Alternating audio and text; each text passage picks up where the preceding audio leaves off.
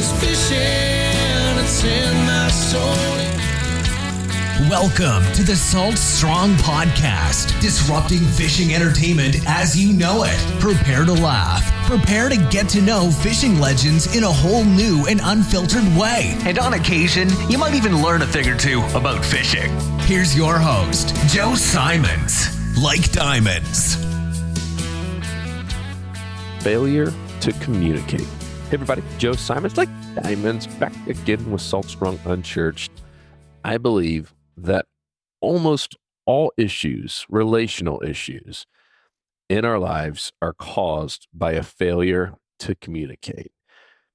In general, humans don't communicate that well. And what I mean is we're good on the surface level.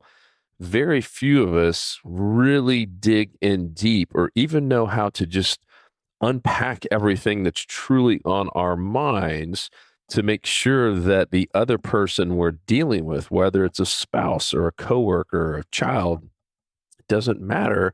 Regardless, it's very, very tough for most people to really get what's off their chest. And maybe they're even afraid to. And the other person, the receiver, is not really great at trying to even extract all of that. They just hear what they want to hear and usually move on and ask me how I know. I'm very, very guilty.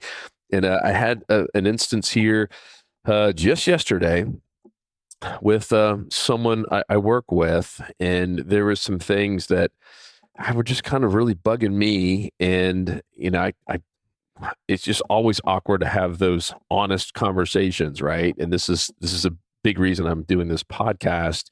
And it turns out when I finally just called that person and just kind of got it off my chest and just said, hey, I just want to be completely upfront. You know, here's just some of the things that are bothering me.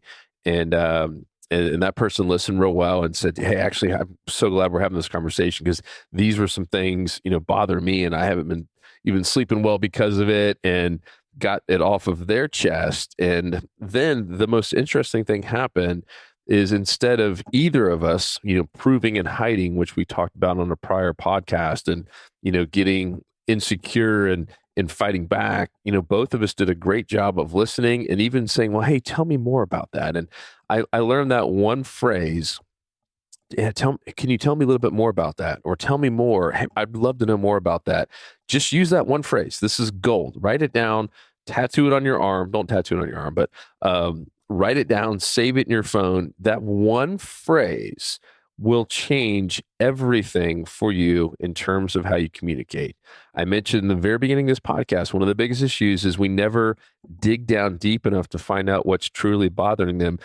I'll be honest, I asked that question, just so you know, in the conversation, I counted those 3 times. It's like, well, tell me a little bit more about that. So had I just heard the surface stuff about what was bothering this person, that's all I would have known. And instead, because once again, I'd learned this through a leadership class, is just, hey, what you just said there, tell me a little bit more about that. And that's exactly what I said. It was natural. It's not fake. And I really did want to know more. And the person told me a little bit more. And I was like, oh, well, can you clarify that? Tell me a little bit more there. That person now felt heard. And ended up ending the conversation, what I thought was going to be super awkward. And, you know, because we dread those conversations. I didn't want to have it. I've been putting it off, in fact, because I was like, oh man, it's just going to stink. And both of us left saying that was a really amazing conversation. I'm willing to bet the other person probably thought it was the best conversation ever because they felt heard. Right? I asked that question 3 different times. I might have been able to go a 4th for all I know. Maybe I should have gone 4 or 5 times to dig even deeper. But usually when you're communicating with someone, regardless if there's tension there or not, there's usually, even with your own spouse, there's usually something else that they want to say. And one of the best ways to extract that, and once again, this is now building that relationship I have with this person, and same with your spouse, that is now strengthened when you take that next step instead of just hearing them out and okay, cool, yeah, on to the next thing. I'm busy. No, hey, tell me a little bit more about that, or even how does this make you feel? How can I help? But just the whole tell me more Yeah, tell me a little bit more about it. Or I'd love to hear a little bit more about that. It is amazing the magic that has happened in the relationships I've had, and the other one is to just be forthright and to have those conversations quick and not sit on them forever, because that is when tension builds, and that's when animosity builds and all the other things that can happen in, once again, relationships, marriages, and even in business, in workplace environments, and even in nonprofits and churches and stuff. I mean, so much of what I've seen, and I sit on the board of two different places. I mean, any and all issues that have ever come up have almost always been about a failure to communicate well, right? Or I heard this person say this, but very rarely do we sit there and stop and say, "Yeah, can you tell me a little bit more about that?" Let's dig in a little bit deeper on this. I'd love to hear your opinion on this or some feedback here. And it's amazing how much we all want to be heard. I want to be heard, right? You want to be heard. And especially when something's bothering us or something's important to us or something's on our mind, of course we want to be heard. And we appreciate that person who will take the time to listen to us and even ask more questions on it, right? I mean, think about something that maybe you're dealing with right now, something that's important to you. What's been on your mind here recently? I mean, how nice would it be if someone says, "Hey, man, you tell me a little bit more about that." It could be something exciting to you, right? I mean, how many times have you gotten into something, a new hobby or a sport or something that you're just excited about, or even a new book? And you're just like, "Man, I wish someone asked me about the book I'm reading," right? And "Oh, tell me a little bit more." Like, "Oh, wow, that's so cool." And you're like, "Oh, that was the best conversation ever." It's so wild how just taking a little time to ask a few more questions when you're communicating with someone opens up so many cool doors. I go back to my very first job. I was there for quite some time and I became a little unhappy. And guess what? I never once told my boss, right? It was just, I kept it inside. I complained to coworkers. I'd complain to some of my friends on the weekends. And I never once communicated it to my boss. Instead, I just, was keeping it all inside, getting disgruntled, and vice versa. My boss wasn't coming to me and saying, "Hey, like, how's everything going?" and asking those questions. "Hey, tell me more." Like, you just haven't seen yourself. So we now have two people who aren't communicating very well, and you can imagine where it leads. Not only did I leave, but I left in, I'm going to say, an aggressive manner, I guess is the nicest way to put it. Even though I didn't break any rules, I had no non-compete, but I did go compete against this company that I left. And when I left, I started calling all my people. I sent them the direct mail was like already in the mail. So it was going to be hitting their homes.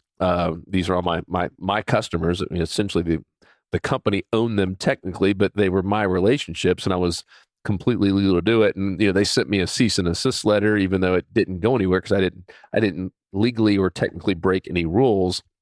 They just wanted to kind of scare me and try to slow me down from competing against them.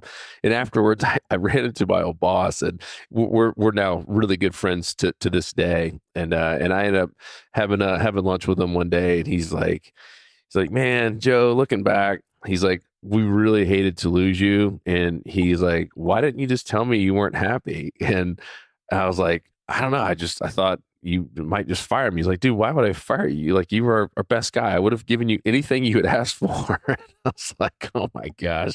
I went through, and I'm glad I did. Everything happens for a reason, but that was such a powerful lesson on the failure to communicate. So instead of me just going up to him and saying, "Hey, Steve, I'm struggling over here, and here's why." And looking back, it's not an easy fix. It was, part of it was culture and some things that had changed, but there were some easier fixes to it. And instead of doing that, I went off and kept everything secret, didn't tell a single soul, never even led on that I was unhappy, left abruptly one day, and then next thing you know, we're in this all-out war to see who can save these clients the fastest. It was just, a lot of that could have been avoided. Maybe it couldn't have. I don't know. But I look back at even some of the fights that I've had with my wife over the 14 years of mostly blissful marriage. But there's been a couple fights, right? It's natural, and most of them are when I haven't taken the time. And sometimes it's on her, but most of the time it's me. I'll take ownership of it. And it's usually when I haven't taken the time to communicate and understand what's important to her about a certain thing, where she is, what's stressing her out, because we all just get so busy and we're, I think in general, mostly selfish people. This is how we're wired. And it takes a lot for us to slow down and to ask those questions. Hey, like, tell me more about this, or hey, babe, how you feeling about this? You sure? Like, tell me a little bit more. I feel like there's something you want to share with me, and just digging deeper. And every time I've done that, it's been some of the best conversations.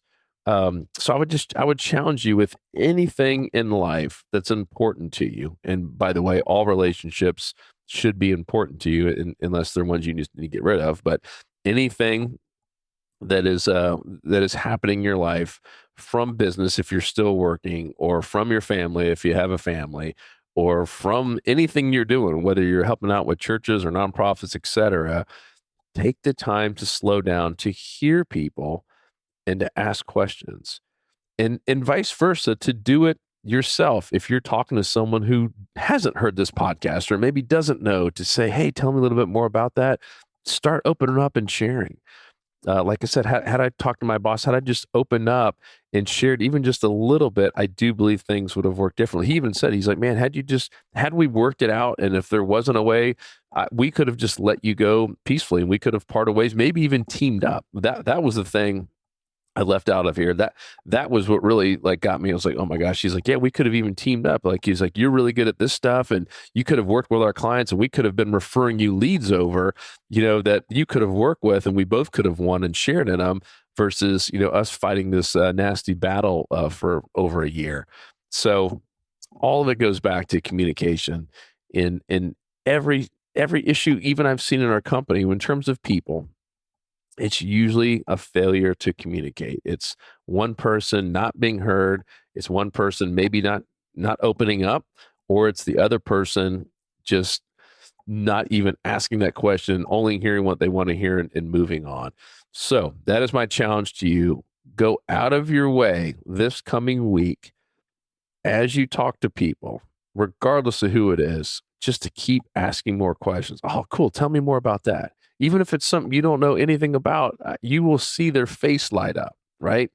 Even like when my daughter is talking about some of these different reptiles, I've never even heard of them. Oh, cool. Tell me more about that. What does that look like? And you can see her face just lights up, and she gets so excited, even though I honestly still don't know what she's talking about half the time, because these are like way out there reptiles, and I'm not even really that interested in them. But I'm so interested in my daughter, and I'm interested in seeing her get excited, and I am learning. But it's not one of these things where I'm like, oh man, I'm dying to learn more. But I see how our relationship changes even when I just show interest in what she's interested in. So ask those questions, take time. You will be amazed at what happens, and how your relationships flourish, and how, just how much happier you are, how much happier the people are around you, how much happier that all of your communication is going smoothly, versus having those awkward ones, or sitting on things for too long. Have the awkward conversations fast.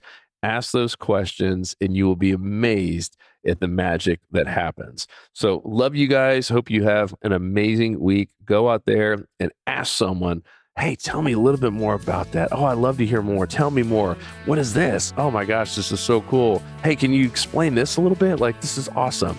Once again, you are going to be amazed at what happens. Chat with you on the next episode. 'Cause fishing, it's in my soul. It was passed down to me from the days of old. Find us on the water if there was a way. It's been said my papa, he wrote the book on catching big reds and 20-pound snook. I wish I knew all the things he knew today. For he's the reason why we are this way. And he put fishing in her soul.